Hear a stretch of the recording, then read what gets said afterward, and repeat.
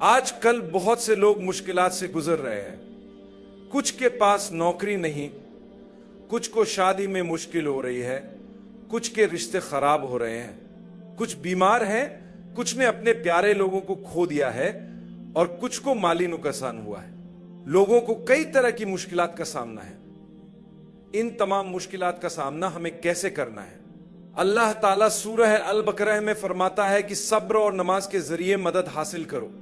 اگر تم مدد چاہتے ہو تو سب سے پہلے صبر اور نماز کے ذریعے مدد حاصل کرو. یہ کسی انسان سے مدد مانگنے سے زیادہ ضروری ہے. اگر تم اللہ کی مدد چاہتے ہو تو صبر اور نماز کے ذریعے مدد حاصل کرو. لیکن صبر کرنا آسان نہیں ہے، یہ ایک مشکل کام ہے. ہم صبر کی مختلف قسموں کے بارے میں بات کریں گے. اسی طرح نماز کو قائم کرنا بھی آسان نہیں ہے. اللہ تعالیٰ فرماتا ہے یقیناً یہ مشکل ہے مگر ان لوگوں کے لیے نہیں جو خاشعین ہیں. تو خاشعین کون ہے؟ اللہ فرماتا ہے کہ یہ وہ لوگ ہیں جو اس بات پر یقین رکھتے ہیں کہ وہ اپنے رب سے ملاقات کریں گے اور اسی کی طرف لوٹ کر جائیں گے.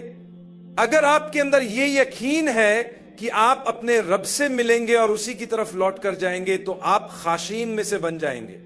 اور اگر آپ خاشعین میں سے بن گئے تو آپ کے لیے نماز اور صبر کے ذریعے مدد طلب کرنا آسان ہو جائے گا. اور جب آپ نماز اور صبر کے ذریعے مدد حاصل کریں گے تو مشکلات کا سامنا بھی آسان ہو جائے گا. میں ہمیشہ ان لوگوں کو دیکھتا ہوں جو آخرت پر ایمان نہیں رکھتے اور سوچتا ہوں کہ یہ لوگ یہ سمجھتے ہیں کہ بس یہ زندگی ہے، اس کے بعد کچھ نہیں. وہ دنیا میں جتنی بھی مشکلات برداشت کریں ان کے لیے ان کا سامنا کرنا آسان نہیں ہوتا. لیکن جب کسی کو یقین ہو کہ وہ اللہ کی طرف لوٹے گا تو وہ اپنی مشکلات کا سامنا بہت بہتر انداز میں کر سکتا ہے. ہمارے ان بھائیوں اور بہنوں کو دیکھیں جو اس وقت غزہ، فلسطین اور دیگر جگہوں پر مشکلات کا سامنا کر رہے ہیں، لیکن ان کے دلوں میں یہ پختہ یقین ہے کہ وہ اللہ سے ملنے جا رہے ہیں اور اللہ ہی کی طرف لوٹیں گے. یہی یقین انہیں آخری لمحے تک خوش رکھتا ہے اور انہیں اپنے رب سے جوڑے رکھتا ہے. وہ پر امید ہے کہ وہ ایک بہتر جگہ پر جائیں گے اور انشاءاللہ وہ ضرور جائیں گے. اگر ہم اپنی زندگی کے مسائل دیکھیں تو وہ ان لوگوں کی تکالیف کے مقابلے میں کچھ بھی نہیں. جو غزہ، فلسطین اور دوسرے ممالک میں لوگ مصائب جھیل رہے ہیں، چاہے وہ انسانی ظلم ہو یا قدرتی آفات جیسے سیلاب یا زلزلے، ہر شخص کی آزمائش مختلف ہوتی ہے. مگر یاد رکھیں کہ اللہ کبھی کسی کو اس کی طاقت سے زیادہ آزمائش میں نہیں ڈالتا. اللہ کسی جان پر اتنا بوجھ نہیں ڈالتا جتنا وہ اٹھا نہ سکے. یہ رمضان کا مہینہ بخشش کا مہینہ کہلاتا ہے. اللہ آپ کو آپ کی توقع سے زیادہ عطا کرے گا اور آپ کے گناہ معاف کرے گا. اللہ نے کبھی نہیں کہا کہ وہ نیکیوں کا بدلہ نہیں دے گا، بلکہ وہ ضرور دے گا.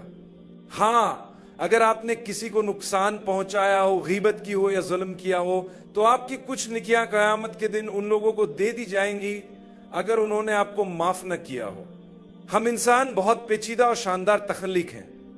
اگر ہم خود کو دیکھیں تو ہمیں پتا چلے گا کہ ہمارے پاس ایک دماغ ہے جو سوچتا ہے، آنکھیں ہیں جو دیکھتی ہیں، جذبات ہیں جو ہمیں محسوس کرنے کی صلاحیت دیتے ہیں.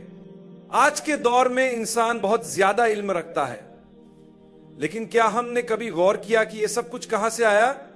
یہ سب اللہ کی عطا کردہ نعمتیں ہیں جو اس بات کا ثبوت ہے کہ ہمارا وجود یوں ہی ختم نہیں ہو سکتا. یہ ممکن نہیں کہ ہم مر جائیں اور بس سب کچھ ختم ہو جائے. اگر کوئی یہ سوچے کہ انسان بس یوں ہی پیدا ہو کر ختم ہو جاتا ہے تو یہ در حقیقت اللہ کے وجود کو نہ ماننے کے برابر ہے.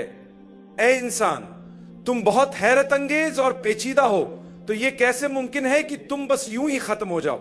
کیا واقعی سب کچھ خود بخود بن گیا؟ کچھ لوگ کہتے ہیں کہ ہم بس خود ہی پیدا ہو گئے، خود ہی بڑے ہو گئے اور زمین پر آ گئے. مگر کیا تم نے کبھی سوچا کہ تم کتنے پیچیدہ ہو؟ تمہارا جسم حیرت انگیز طریقے سے کام کرتا ہے. کیا تم نے کبھی غور کیا کہ تمہارا گردہ کس طرح خون کو صاف کرتا ہے؟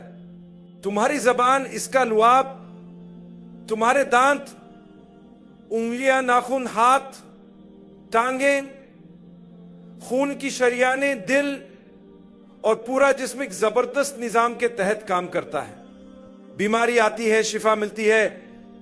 یہ سب کچھ خود بخود نہیں ہو سکتا. تمہاری پہچان بھی منفرد ہے. تمہارا چہرہ، تمہاری آنکھیں، تمہارے بال، तुम्हारी आवाज, ये सब कुछ किसी ने बनाया है। अगर हम अपने जिस्म का हर हिस्सा देखें तो ये मानना नामुमकिन हो जाता है कि ये सब इत्तिफाकिया तौर पर बन गया। जितना ज्यादा हम इंसानी जिस्म को समझते हैं उतना ही ज्यादा हमें यकीन होता है कि कोई बनाने वाला जरूर है। डीएनए और जेनेटिकी निजाम इतना जबरदस्त और पेचीदा है कि ये इत्तेफाक से बन ही नहीं सकता। हम यहां मुश्किलों का सामना करने की बात कर रहे हैं। आप मुश्किलों का सही सामना नहीं कर सकते जब तक आप उस जात से जुड़े ना हो जिसने आपको बनाया। क्या आप सोचते हैं कि आप चंद साल जीकर सब कुछ यहीं छोड़ जाएंगे? आजकल इंसानों की औसत उम्र 100 साल के करीब भी नहीं पहुंचती। 100 साल या उससे ज्यादा जीने वाले अफराद की तादाद बहुत कम है। ये जिंदगी बहुत मुख्तसर है। मुश्किलात और आजमाइशों में मदद के लिए हमें अल्लाह से रुजू करना चाहिए, नमाज पढ़नी चाहिए और सब्र करना चाहिए। जब हम नमाज पढ़ते हैं और सब्र करते हैं तो अल्लाह ताला हमारे मामलात आसान कर देता है।